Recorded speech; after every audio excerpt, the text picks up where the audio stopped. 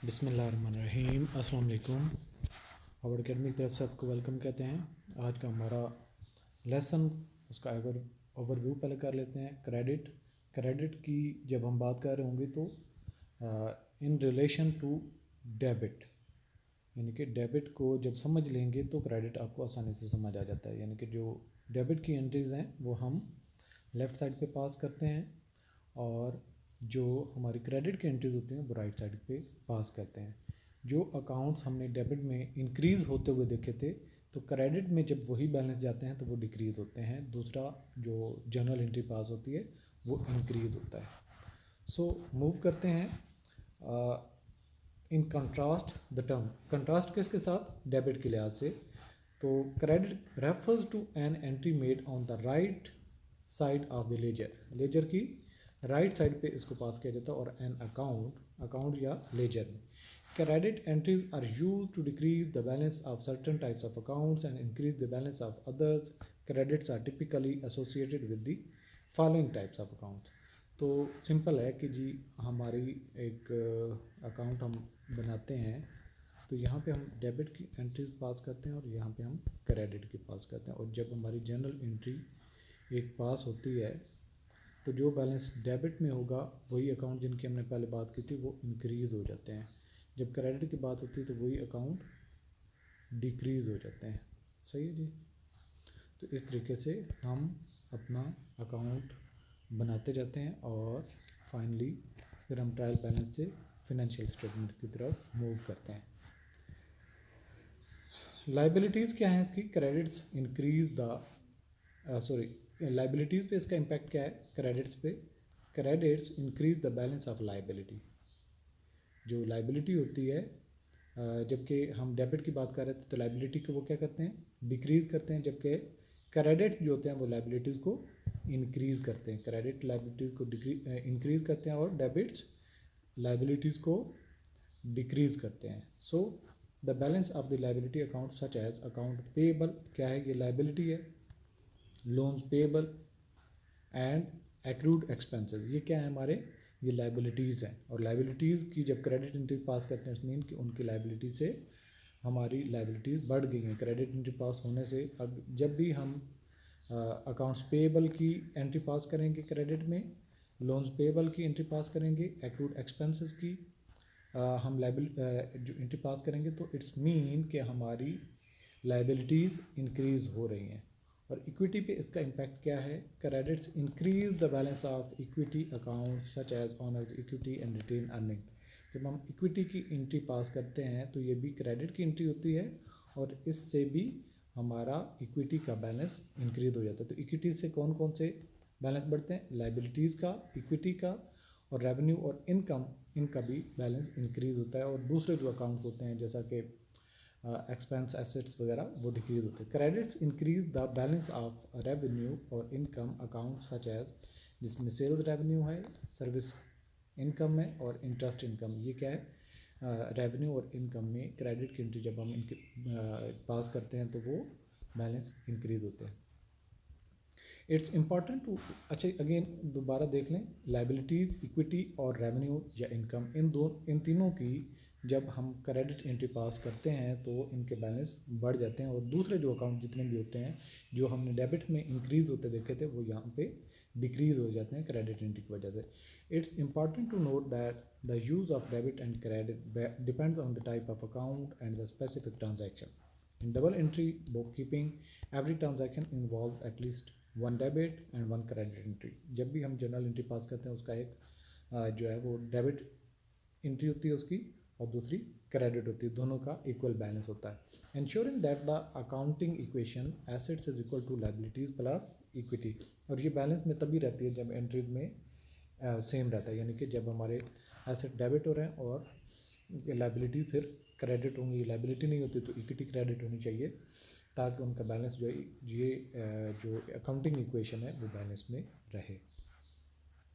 In summary, debits and credits are used in accounting to record and categorize financial transactions, with debits typically associated with assets, expenses, while credits are associated with liability, equity and revenue. तो ये आपने याद रखना है कि debits की entries किसके साथ एसोसिएट कर रही होती हैं? एसेट्स एंड एक्सपेंसेस के साथ, जबकि क्रेडिट की एंट्रीज एसोसिएट किसके साथ कर रही होती हैं, लाइबिलिटीज, इक्विटी एंड रेवेन्यूज के साथ। अब हमने इसी अंडरस्टैंडिंग की बेसिस पे और अपनी अंडरस्टैंडिंग को मजबूत करना है, चेक करना है, और इसके लिए हम क्वेश्चंस कुछ करते हैं। क्वेश्चन 1 है, in accounting a credit entry is made on the side of the ledger for an account. Ledger हो या अकाउंट हो, क्रेडिट की एंट्री जब हम पास करते हैं तो वो राइट साइड पे होती है, लेफ्ट साइड पे होती है, या टॉप पे या बॉटम पे। तो हमने इस क्वेश्चन को कवर किया, तो इसका आंसर है राइट साइड पे। नेक्स्ट क्वेश्चन 2 है हमारा, credits are associated with which of the following types of accounts. क्रेडिट्स को किन के साथ एसोसिएट किया जाता है, ये हमने अपने सेशन में अभी पढ़ा है। तो एसेट्स होते हैं, एक्सपेंसेस होते हैं, लाइबिलिटीज और ड्राइंग्स। तो हमारा आंसर कौन सा है, लाइबिलिटीज। लाइबिलिटीज के साथ एसोसिएट करते हैं। नेक्स्ट हमारा क्वेश्चन है, when a credit entry is made it the balance of certain types of accounts. ये इंक्रीज करता है, डिक्रीज करता है, क्या करता है, इनके when a credit entry is made it increases, decreases, has no effect और रिवर्सेज। तो ये जब क्रेडिट की एंट्री पास करते हैं तो उसके साथ एसोसिएटेड अकाउंट्स के बैलेंस को इंक्रीज या डिक्रीज क्या होता है। जब हम इन रिलेशन टू डेबिट बात करते हैं तो उससे इसके अकाउंट जो है वो when a credit entry is made the balance of certain types of accounts decreases. तो सर्टन टाइप्स ऑफ अकाउंट्स यहाँ पे मैं तो इस चीज़ से एग्री करता हूँ कि इंक्रीज और डिक्रीज दोनों होते हैं। जो हमारे पास इनकम है, लाइबिलिटीज़ हैं, उनके अकाउंट इंक्रीज होते हैं, जबकि एसेट्स हैं और एक्सपेंसेस हैं उनके अकाउंट डिक्रीज होते हैं। इनके अकाउंट इंक्रीज होते हैं और इनके अकाउंट डिक्रीज होते हैं। खैर, ये क्वेश्चन की जो अंडरस्टैंडिंग है उसको आप विद रिलेशन टू डेबिट के अकाउंट से ही करेंगे। क्वेश्चन नंबर 4 है, विच of the following is an example of liability account. इनमें से जो अकाउंट हैं वो लाइबिलिटी अकाउंट कौन सा है जो हमें पे करना होगा। सेल्स रेवेन्यू हमें पे नहीं करने, अकाउंट्स पेबल एक लाइबिलिटी है, कैश, इक्विपमेंट। तो ये हमारा पॉसिबली आंसर जो बी बनता है, अकाउंट्स पेबल हमारी लाइबिलिटी। क्वेश्चन नंबर 5 है, credits are used to increase the balance of which type of account.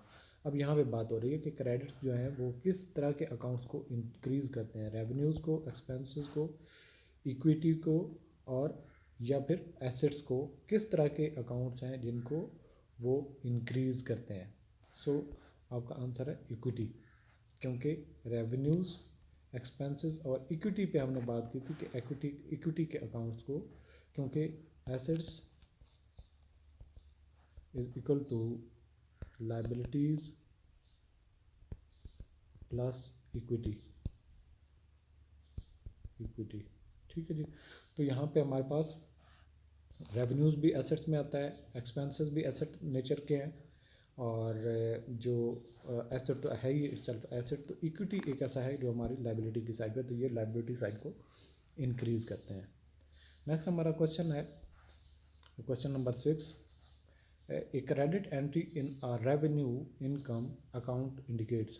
जब हम क्रेडिट एंट्री पास करते हैं रेवेन्यू या इनकम में तो इससे अकाउंट इंक्रीज होते हैं या डिक्रीज होते हैं। तो हमने इसको पढ़ा था, तो इंक्रीज होते हैं, and increase in revenue. Question next 7 जो हमारा, which side of the accounting equation does a credit entry effect. ये एसेट साइड पे इफेक्ट करती है, लाइबिलिटीज, इक्विटी या एक्सपेंसेस को। तो इसका आंसर है इक्विटी साइड को इम्पैक्ट करती है। क्वेश्चन नंबर 8 है, if a company borrows money from a bank the loans payable account is. ये डेबिट करेंगे, क्रेडिट करेंगे या बैलेंस इग्नोर करेंगे, कौन सा इसमें ऑप्शन है। इफ़ ए कंट्री, क्योंकि लाइबिलिटी जब इंक्रीज होती है तो क्रेडिट में पास होती है, तो क्रेडिट इसको किया जाता है। क्वेश्चन 9 है, विच of the following accounts would be credited when recording interest income received. Interest की इनकम रिसीव जो इनकम हो रही है इसको हम कौन से अकाउंट्स को क्रेडिट करेंगे। तो accounts receivable no, prepaid expenses cash, notes payable. तो इसमें हमारा जो कैश है ये रिसीव हो रहा है, तो कैश को हम would be credited when recording interest income received, तो इसको हम कैश बैलेंस में ऐड करेंगे। नेक्स्ट हमारा क्वेश्चन है, debits and credits are fundamental concepts debits and credits are fundamental concept किस में, फाइनेंस में, मार्केटिंग में, इकोनॉमिक्स में या अकाउंटिंग में? तो डेफिनेटली अकाउंटिंग में ये फंडामेंटल कंसेप्ट हैं। तो आप हमारा कंप्लीट कोर्स www.harvardacademy.com इस पर ज्वाइन कर सकते हैं। Thanks for watching.